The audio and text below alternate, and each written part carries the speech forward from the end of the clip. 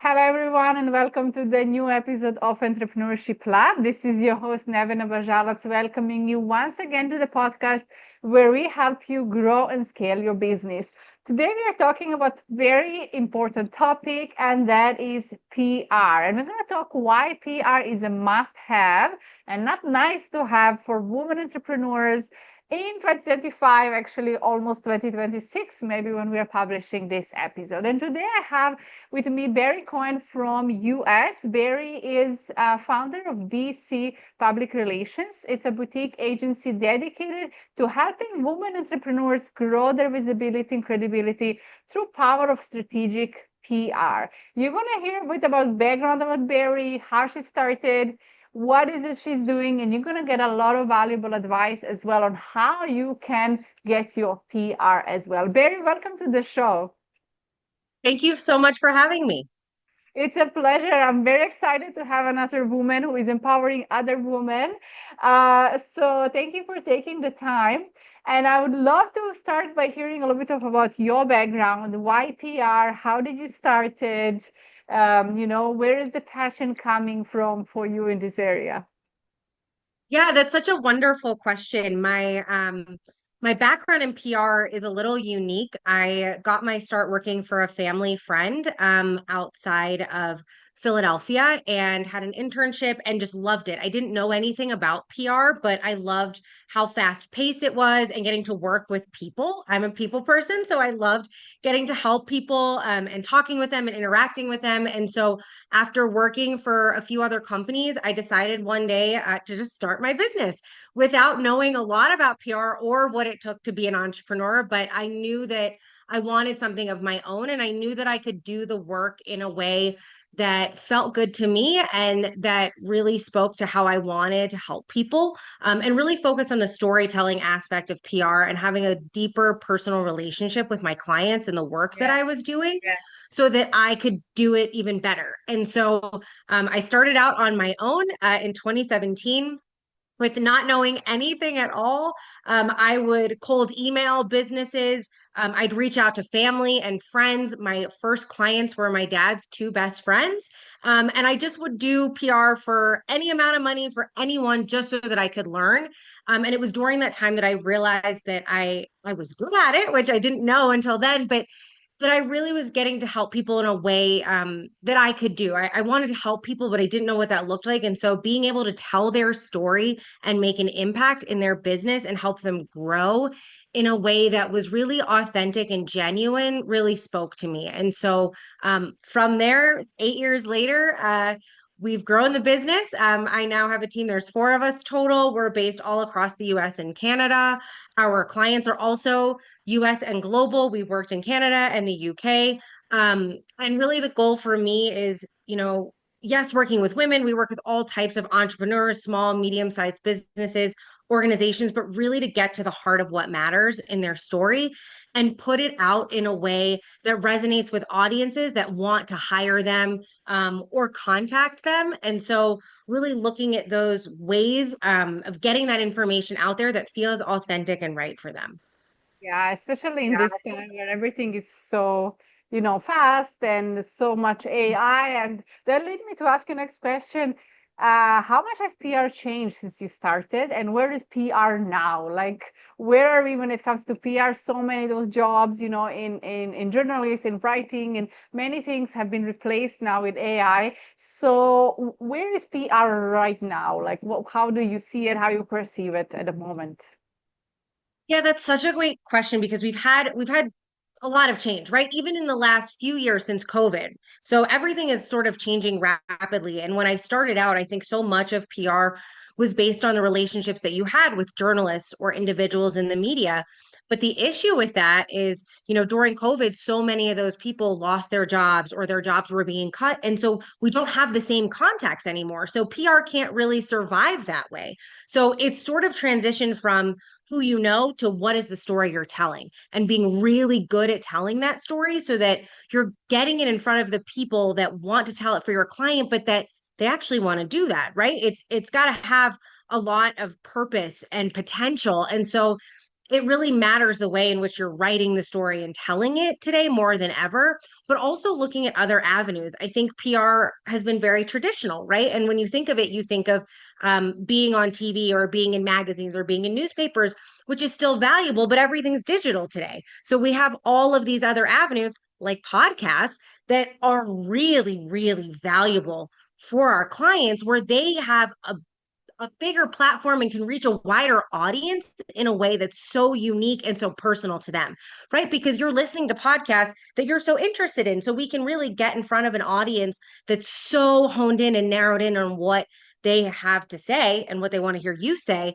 And so I think we've kind of branched out from what's traditional media to this digital space of podcasts and YouTube. And now we're looking at things like newsletters and Substacks and all of these other spaces that we can be in on a digital front to create a larger footprint because we can get in front of so many people at once in these spaces. And so I think that's what's really changed and what's going to continue to grow. But I think it's also really looking at things like AI and how we can tap into those. I think initially we were all really scared because it was new. And I think there was a lot of talk like it's going to take our jobs and all of that. And I've never thought that because I think PR is so personal. Like it can help me, but it's never going to speak the way my client speaks or know them in the way that I know them. And so we can use it in a way to help us, but also we're seeing from like a search perspective that AI is being really valuable. So there's certain platforms and outlets that they find favorable, similar like with SEO, that we can also get our clients those opportunities so that when people are searching through AI, they're finding them that way. So we're kind of in these like newer stages of figuring it all out, but it's exciting because I think there's so many directions we can go in. Love that. And when we saw PR, right? Anyway, like public relations, it's like public, so it's person to person, and we are still not. And I feel like as much as we are using AI, we are also like not enjoying the robots, like we are craving back Yeah. the social, the events, the connection, the networking, and it's Yep. still like it used to be. It's the connections you have as, for example, an agency and an agent to help someone get there and so on, and to help them with those tools. So I think it's very important to use, of course, AI, but for me also, I'm never scared that like, oh, technology will take our jobs because we always invent more jobs. But it is fast-paced changing for sure, many, many industries. Absolutely. And I think you bring up such a good point about the connection because I think we're all craving that, right? And I think that's the beauty of PR. We bridge the gap between our clients and the public and creating a human connection so that people know, like, and trust you and want to use your product or hire you for a service. And so I think today there's so much more value in PR, and we're sort of seeing this resurgence of why it's important because people were really relying on things like social media or other marketing tactics, which are all important. But I think there's this kind of shift now of like, oh, PR matters again. Like we want to hear from actual people. We want to connect with them. And so there's this kind of interesting discussion about like, is PR sort of back, you know, in the forefront of like what people need to do in their businesses today. And I personally think it never left. And I think you should always use PR. But I think there's so much more value in it today where you get to tell your own story. Like, how powerful is that in the world today? Exactly, exactly. And I feel we're going to crave more and more of it. So, a lot of our listeners are startups, medium-sized people, entrepreneurs, or self-employed who are growing, right? You grow your company Yeah. agency as well. If they want to start in PR, and let's even say they have a limited budget, they don't have a lot. What do you think? Of course, maybe depends on the industry, but where they should start? Like, what is a good starting point for PR at this time? Yeah.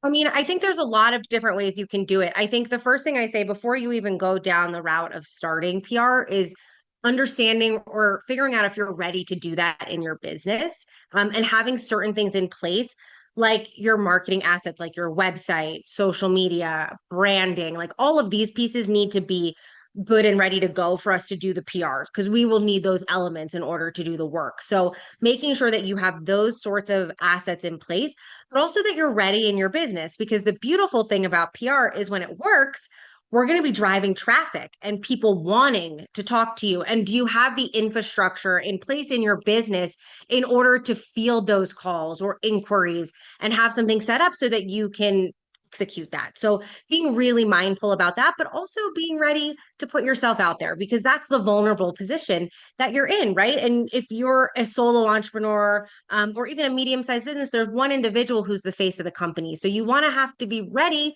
to put yourself out there and be talking. So I think all those things need to come into place. The place that I like to really start is podcasts, actually, because it's a really great avenue for you to tell your story in a format that is so authentic, and vulnerable and genuine.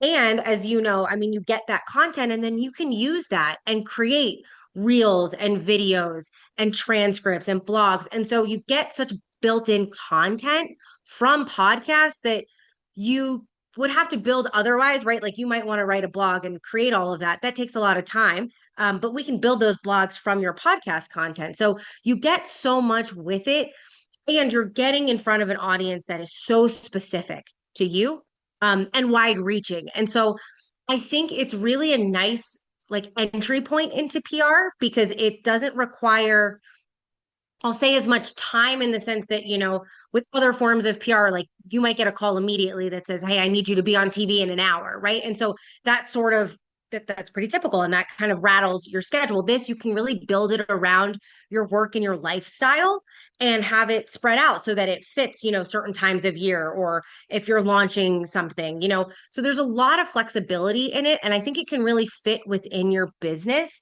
And we've seen it work in a way that is so incredible. I mean, I've been doing PR for a while and have seen all sorts of different mediums and media outlets, and have worked with so many. But for podcasts, we just see results and an impact that is so different and unique and just so targeted and impactful for our clients, that I think you just have this unique opportunity to get in front of not only direct clients, but even potential referral sources, right? So people who then have your ideal clientele who could be referring you. So there's so many avenues to go. So I think that's a really nice starting place, because it's, especially if you're nervous and you don't want to be on camera, or you're nervous about public speaking, I think it's a really, you know, down to earth way to kind of get into the PR space. Perfect. And thank you for that advice and sharing with us your experience. And I'd like to ask this. So, what are some of the most common mistakes you see in PR? It can be done by people who are trying to do PR themselves, or maybe by other experts or people in the field. What do you see that maybe something that we will call mistakes that we don't want to do these days? Yeah.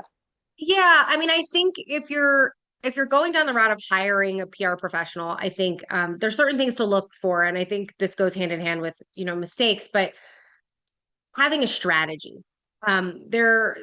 There are a lot of times where PR people are just throwing things at the wall, hoping it works, with no plan in place, and it's not really getting you in front of the people that you need. And so you really want to be mindful of working with a professional who has a strategy and a plan in place, so that, one, as the client, what you're getting into, what your commitment is. Because to me, it's a partnership. So we're going to work together. It's going to be very collaborative, but that there's a direction, right? And we're not just saying, okay, we're going to send a million pitches to a million reporters and like we hope it works. That's not really beneficial for your time or for our time. So I think being really mindful of that, and there has to be a strategy and a plan in place. Another thing is really good communication. We're in the business of communication. That's what we do. But I've seen it where that doesn't always happen, and the client doesn't always know what's going on. And I think that can be really detrimental, because one, it's costly. PR is expensive for a reason, because it takes a lot of time and it's a lot of work, but the client needs to know what's going on. And I think if they don't, you know, they might not feel like they're a part of it. And again, for me, it's this partnership where I want them to know what's working, what's not working, if we made mistakes, where we have successes, where we're pivoting and changing the plan. Maybe we're seeing stuff in the media that, hey, can you respond to this? Like, we need to be that person to guide them. And so it's really important that there's a high level of communication. And I've seen where that's not always the case. And we've had people who've come to us who've said, we've worked with other firms. We didn't know what was going on for 6 months. And it hurts my heart because that's a lot of time that's probably wasted where you could have made changes or done things differently, or just decided you're not a fit, which is totally okay. I'm not a fit for everybody, and I know that. And that's all right. But I want to give somebody the opportunity to make that decision and to know what's going on. So I think the communication piece needs to be really, really high level when you're doing this work. And I think we all make mistakes. We try things. I think so much about PR is experimental, right? We have an idea and a plan in place, but sometimes it doesn't work. So also having somebody who's ready to change and pivot. Yeah. We can get really stuck of like, we only want to do this thing for these people, and like that's the direction. And the truth is like it doesn't work sometimes. And we have to be able to say, this is just not working. We're going to change it up. Let's throw all that out and let's try something new. And so I think having a professional who's flexible and can kind of move with the changes, and especially with a world that's changing so quickly, I think those are some of the things that are really important to look at when you're deciding if you want to hire somebody. Yeah, thank you, Barry. I think this is so helpful Mhm. for people listening. Of course. And what would be some tips, especially you're working with women? So for women who want to gain more visibility, get out there, share their message. I work with so many entrepreneurs, and what they're doing is profound and helping many people. So getting out there is so important because I always say, it's not about you just being paid and getting money. It's about like a responsibility or duty to share your Yeah. product or share your service. So what are some tips that women can do out there to get that visibility? Yeah. Yeah, that's such a great question. I mean, I think what's challenging is it can be really vulnerable to share your story, right? And I think so many people think they don't have one, but they do. And there's so much about the work that you do, but also your life outside of your business that is really important. And so I think really thinking about your story, thinking about the things that differentiate you from other businesses. I use this example like there could be five dentists on the same block, but there's something that you do. And maybe that's your approach. Maybe it's your personality. Maybe it's the reason why you started your business that's different from everyone else and why people want to come to you. And so, really thinking about those things beyond just, the service or the product, a lot of it can be your personal story or do you do philanthropic and charity work, and how does that impact your business work? So really thinking about all the things that make you unique and honing in on like your top 5 things to build your story around. I think that's a really great place to start. And then the second piece is really thinking about your target audience. I think the thing I see the most is people say, well, I can help everybody everywhere. And we just can't. We can't be everything to everyone, right? And it's daunting. We can't do PR for everyone everywhere. So really thinking about like who is your ideal clientele? Who are the people you're currently servicing? But then who are the people you're not and you want to be? So really being very mindful about your own clientele and where they're coming from, and looking at things like age and location, um, and interest, because all of those things will shape how to get in front of them. So when we think about, certain age ranges like to read newspapers, where younger generations like to listen to podcasts, right? So we want to think in that sort of, mindset so that we can really get in front of people in a way that resonates with them and how they consume information. And so really thinking about your audiences, your story, and knowing that you can start slow. It's not all in. We have to do all these things because it can feel really overwhelming. Like start with these small pieces.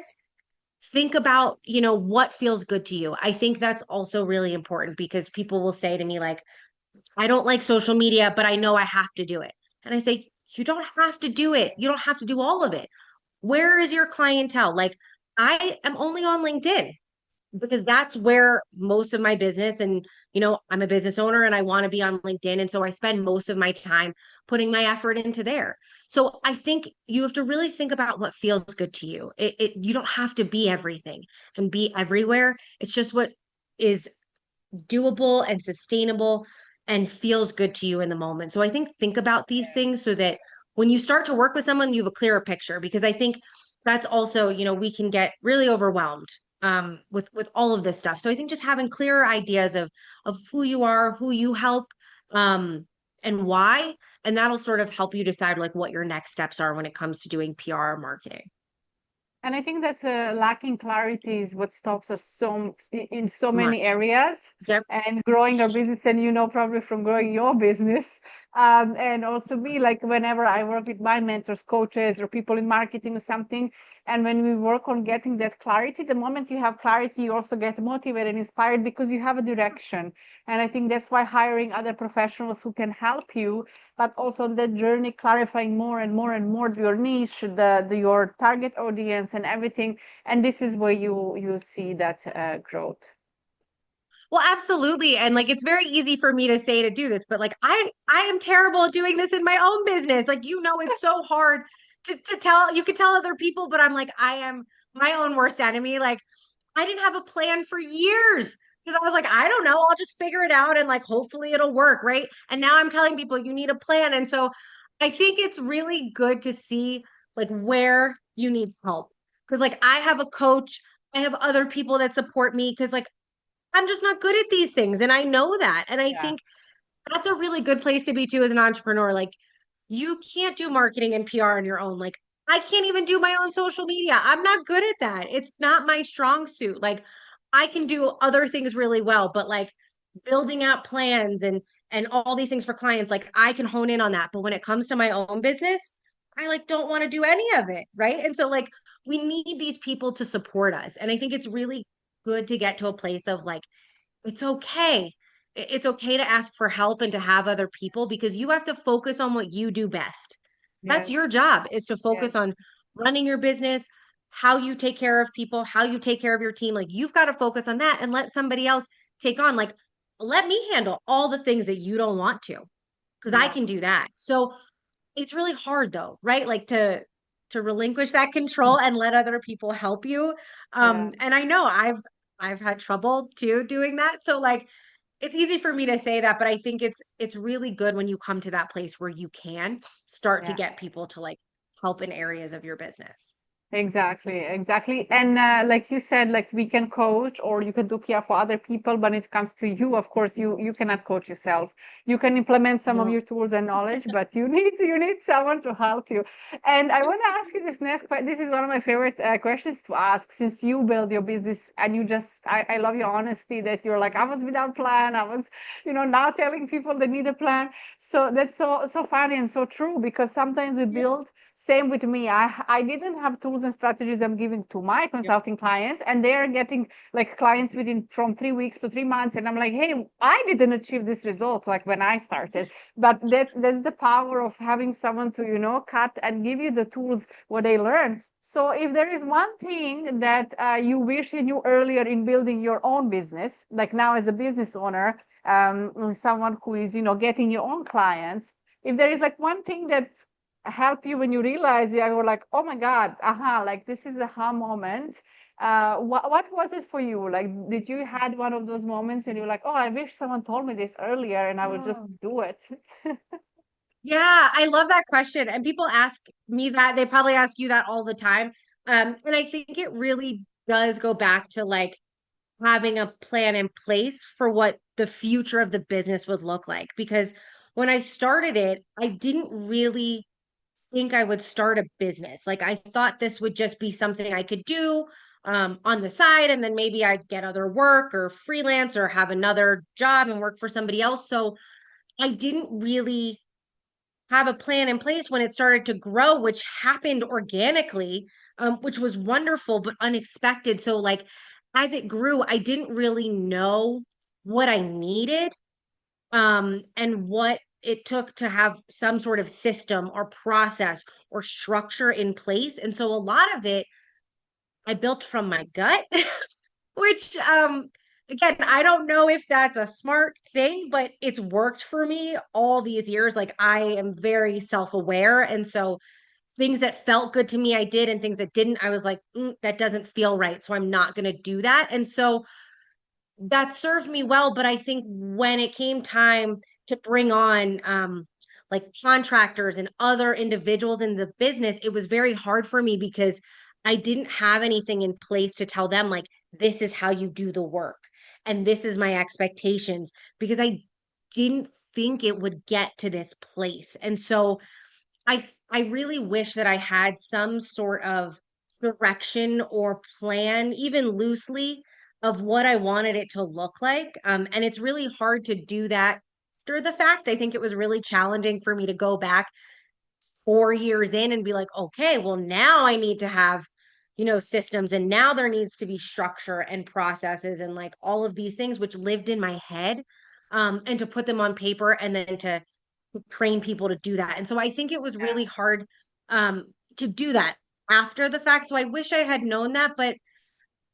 I don't know. Part of me is like, would I have made other decisions, or would I have been like more fearful maybe? Like I've made decisions and not really thought very deeply because I just went with like instinct, which again, I don't know.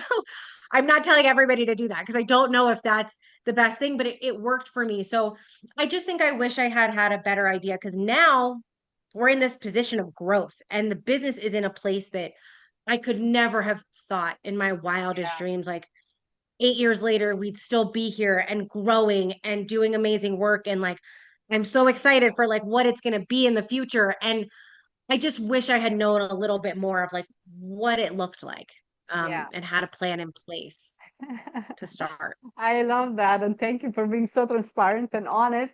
Yeah, As we are wrapping up, I would love for you to share where can people, you mentioned LinkedIn, if people can connect with yeah. you, with your agency, and also maybe just share one final advice that you have for everyone who is trying to get out there. Yeah, of course. You can find me on LinkedIn, on our website, bcpublicrelations.com. You can also email me directly. It's just barrie@barriecohen.com. I would say just it's really scary to put yourself out there, and I understand so much of giving that responsibility to somebody else, but I do think it's so valuable to have somebody who is in your corner who will fight for you. And so I really encourage everyone to start to think about taking that leap, whether you do it on your own or you have a PR person to help you. There's so much meaning and impact to telling your story, and it can really change your business. And so I really encourage everybody to start thinking about what their story is, and thinking about putting themselves out there. Thank you very so much. I really enjoy speaking with you, and thank you for your generosity and your time and your experience and sharing the story with us. Thank you so much. This was so fun. For me too as well. And I hope you guys enjoyed as well. Make sure to connect with Barrie, like she mentioned, Barrie Cohen or BC Public Relations, right? .com. And then, yes, make sure to subscribe, give us some likes, comments, and as always, as I say, share with at least one more entrepreneur that will benefit from listening this information. Thank you for being here, and I see you in the next episode.